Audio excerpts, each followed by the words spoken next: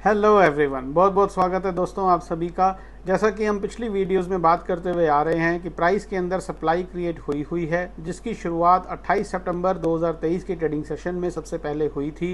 Range थी 19,540 से 19,610 spot Nifty की, और उसी सप्लाई के बेस के ऊपर प्राइस ने 4 अक्टूबर 2023 के ट्रेडिंग सेशन में 19,350 स्पॉट निफ्टी लेवल का एक लो बनाया और वापस ऊपर की तरफ चलना शुरू हुआ और 6 अक्टूबर 2023 को 19,650 स्पॉट निफ्टी लेवल के आसपास बंद हो गया। हम साथ ही साथ दोस्तों ये भी बात करके गए थे कि जो ये सप्लाई 28 सितंबर 2023 के ट्रेडिंग सेशन में देखी गई वो इतनी काफ़ी नहीं थी कि प्राइस को सिग्निफिकेंटली यहाँ से नीचे ले जा सके। अगर प्राइस को यहाँ से और नीचे जाना है तो प्राइस के अंदर और सप्लाई क्रिएट होनी चाहिए, तभी प्राइस ठीक तरीके से नीचे जा पाएगा।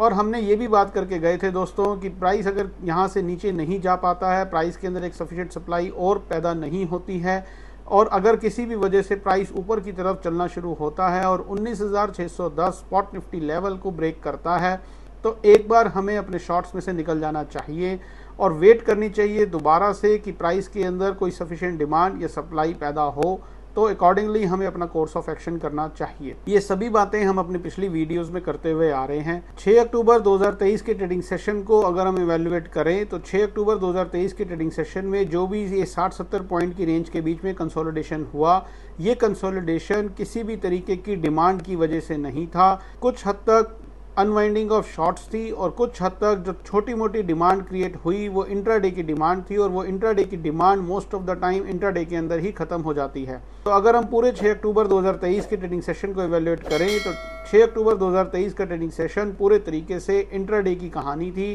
किसी भी तरीके की कोई पोजिशनल सप्लाई प्राइस के अंदर या पोजिशनल डिमांड प्राइस के अंदर 6 अक्टूबर 2023 के ट्रेडिंग सेशन में नहीं देखी गई।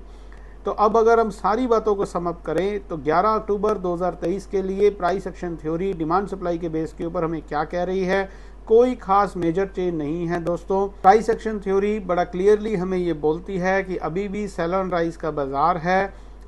प्राइस के अंदर थोड़ी बहुत ही सही लेकिन सप्लाई क्रिएट हुई है और हमें सेलिंग अपॉर्चुनिटीज़ ही ढूंढनी चाहिए, सेल ऑन राइज की स्ट्रेटजी ही अपनानी चाहिए।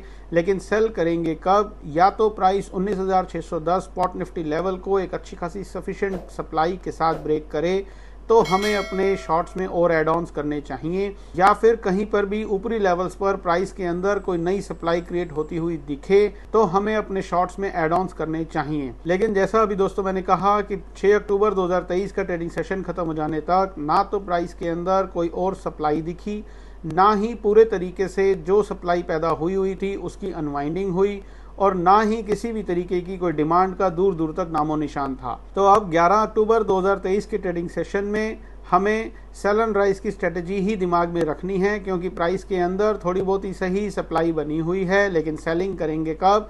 या तो प्राइस 19,610 स्पॉट निफ्टी लेवल को एक सफिशिएंट सप्लाई के साथ ब्रेक करे, या फिर ऊपरी लेवल्स पर कोई नई सफिशिएंट डिमांड या सफिशिएंट सप्लाई पैदा होती हुई दिखे, तो अकॉर्डिंगली हम अपना कोर्स ऑफ एक्शन करेंगे। कभी कभी दोस्तों प्राइस ऐसा करता है कि प्राइस एक रेंज के अंदर आकर के स्टक हो जाता है, और वो स्टकनेस की वजह यही होती है कि प्राइस के अंदर ना तो सफिशिएंट डिमांड होती है और ना ही सफिशिएंट सप्लाई होती है। और जब भी ऐसा होता है, पास्ट में भी हमने देखा है कि ऐसी सिचुएशंस में प्राइस एक्शन थ्योरी हमें ये बोलती है कि हमें साइड लाइन्स में बैठ करके इंतज़ार करना चाहिए कि पहले प्राइस के अंदर कोई सफिशिएंट डिमांड या सप्लाई पैदा हो जाए, अकॉर्डिंगली हमें अपना कोर्स ऑफ एक्शन करना चाहिए। और ऐसा जब भी होगा प्राइस के अंदर करंट मार्केट प्राइस में चलते हुए बाजार में वो जो भी कुछ होगा, या तो सप्लाई क्रिएट होगी या अनवाइंडिंग होगी या और डिमांड क्रिएट होगी, वो जो भी कुछ होगा वो हमें देखना आता है। अकॉर्डिंगली हम अपना कोर्स ऑफ एक्शन करेंगे। तो ये टोटल कहानी है दोस्तों 11 अक्टूबर 2023 के लिए कि प्राइस एक्शन थ्योरी हमें ये बोलती है कि हमें 19,610 स्पॉट निफ्टी के लेवल को ठीक तरीके से वॉच करना है, और इस लेवल के आसपास अगर कोई सफिशिएंट सप्लाई या डिमांड पैदा हो, अकॉर्डिंगली हमें अपना कोर्स ऑफ एक्शन करना चाहिए। उम्मीद करता हूं दोस्तों कि हमारे चैनल के साथ जुड़कर आपको प्राइस एक्शन स्टडी के बारे में काफ़ी कुछ नया सीखने को मिल रहा होगा और आपकी ज्ञान ज्योति बढ़ रही होगी। तो वीडियो को लाइक ज़रूर कर दें। चैनल को सब्सक्राइब नहीं किया है तो तुरंत सब्सक्राइब कर लें। जुड़े रहें हमारे चैनल के साथ। कल आपसे फिर से मुलाकात करेंगे इसी समय इसी चैनल पर, और फिर हम 11 अक्टूबर 2023 की ट्रेडिंग सेशन को इवेल्युएट करेंगे और जानने की कोशिश करेंगे कि 11 अक्टूबर 2023 के ट्रेडिंग सेशन में प्राइस के अंदर कोई नई डिमांड क्रिएट हुई और सप्लाई क्रिएट हुई, या जो थोड़ी बहुत सप्लाई क्रिएट हुई थी उसकी अनवाइंडिंग हुई। तब तक अपना बहुत बहुत ध्यान रखिए। Stay healthy, stay fine. Thank you very much.